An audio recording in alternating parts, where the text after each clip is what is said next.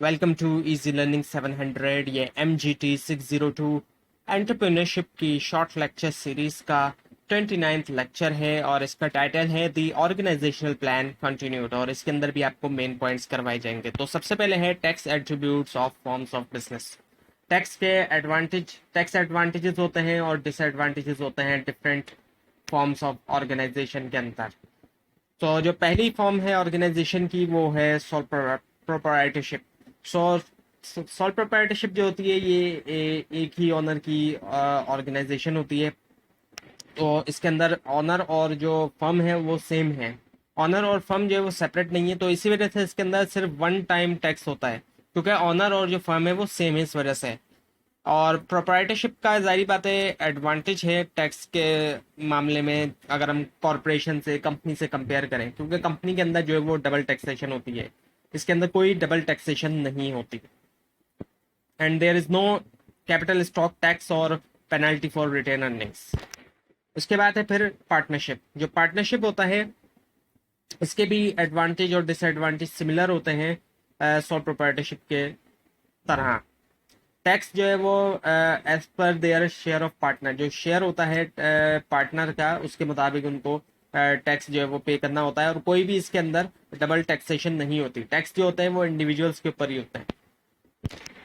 Now the tax issues for corporation. अब जो corporation होती है इसके अंदर टैक्स जो होता है वो डबल होता है। एक तो जो कॉर्पोरेशन का अपना प्रॉफिट होता है उसके ऊपर भी टैक्स होता है, और साथ में जो शेयर होल्डर का प्रॉफिट होता है उसके ऊपर भी होता है।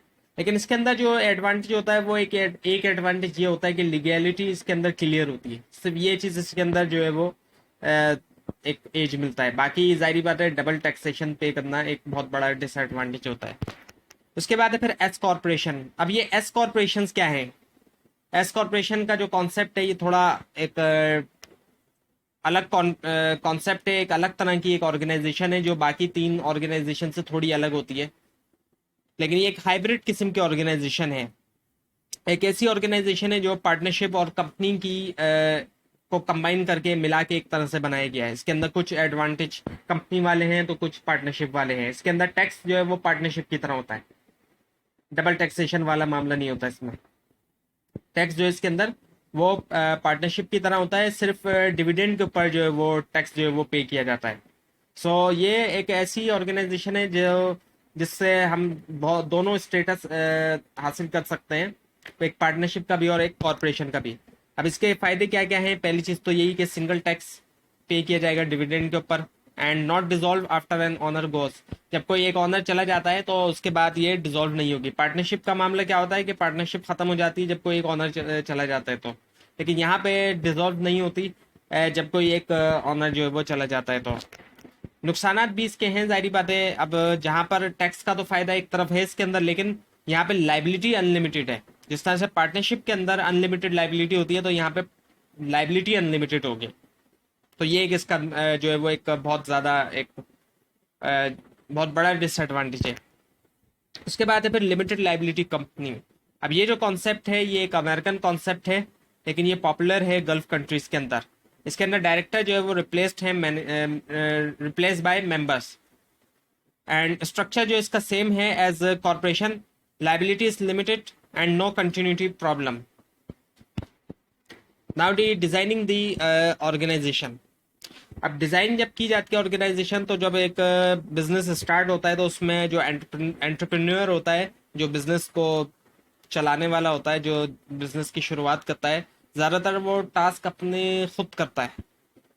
लेकिन जैसे जैसे बिजनेस जो है वो बड़ा होता चला जाता है और उसके अंदर जाहिर बात है उसकी फिर जाहिर बात है उसके अंदर हिरारकी भी होनी चाहिए, और उसके अंदर स्पेशलाइजेशन की भी जरूरत होती है। सारे काम वो खुद नहीं कर सकता, स्पेशलिस्ट की उसको जरूरत पड़ती है। So as the workload increases the structure will need to expand.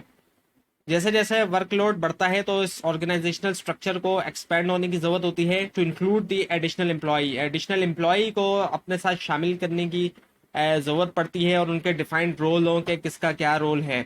कोई अकाउंटेंट है, कोई ऑडिटर है, कोई मार्केटर है, कोई सेल्स रिप्रेजेंटेटिव है। तो तमाम चीजें जो है वो डिफाइंड रोल जो है उसके अंदर जरूरत पड़ती है जैसे जैसे जो है वो वर्कलोड बढ़ता है और ऑर्गेनाइजेशन जो है वो एक्सपैंड करती है। तो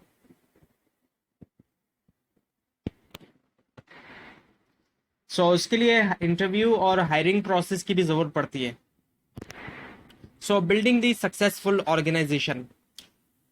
सक्सेसफुल ऑर्गेनाइजेशन किस तरीके से बिल्ड की जाती है, उसके लिए ज़रूरी है कि जॉब्स जो है वो जितनी भी जॉब्स हैं, जितने भी काम हैं, वो स्पेशलिस्ट करें अपने। एक एंटरप्रेन्योर खुद से सारे काम करने की कोशिश ना करे। सिर्फ वो जिन कामों के अंदर एक्सपर्ट है, स्पेशलिस्ट है, वो काम करे। सारे काम वो खुद से करने की कोशिश ना करे, और जो जो एम्प्लॉय जिस चीज़ का स्पेशलिस्ट है वो काम उससे करवाया जाए, और सही लोगों को हायर किया जाए सही जगह पे। और इस बात को भी सोचा जाए कि क्या ऑलरेडी ट्रेन लोगों को हायर किया जाएगा या फिर हायर करने के बाद उनको ट्रेन किया जाएगा। तो ये तमाम चीज़ें जो है एक सक्सेसफुल ऑर्गेनाइजेशन को बिल्ड करने के लिए ज़रूरत पड़ती है। Now the job description. Description से मुराद ये है कि what you expect from a person, क्या एक्सपेक्ट किया जा रहा है एक पर्सन से। अकाउंटेंट, जैसे अकाउंटेंट जो है वो रिकॉर्ड करेगा financial information. So job description जो होता है रिटर्न नैरेटिव होता है जो डिस्क्राइब करता है जनरल टास्क को या फिर दूसरी जो रिलेटेड ड्यूटीज होती हैं और रिस्पॉन्सिबिलिटीज होती हैं एक पोजीशन की। तो ये थी आज की वीडियो जिसके अंदर आपको लेक्चर नंबर 29 के मेन पॉइंट्स करवाए गए। आपको अगर कोई क्वेश्चन है तो नीचे कमेंट कीजिए, और इस पूरी सीरीज को देखने के लिए इस चैनल को सब्सक्राइब कीजिए। और ये स्लाइड्स भी अपलोड कर दी जाएंगी, आप इनको नीचे डिस्क्रिप्शन बॉक्स में दिए गए लिंक से डाउनलोड कर सकेंगे। लेकिन अगर आपको लिंक ना मिले उसके लिए आप नीचे कमेंट कीजिए। Thanks for watching this video.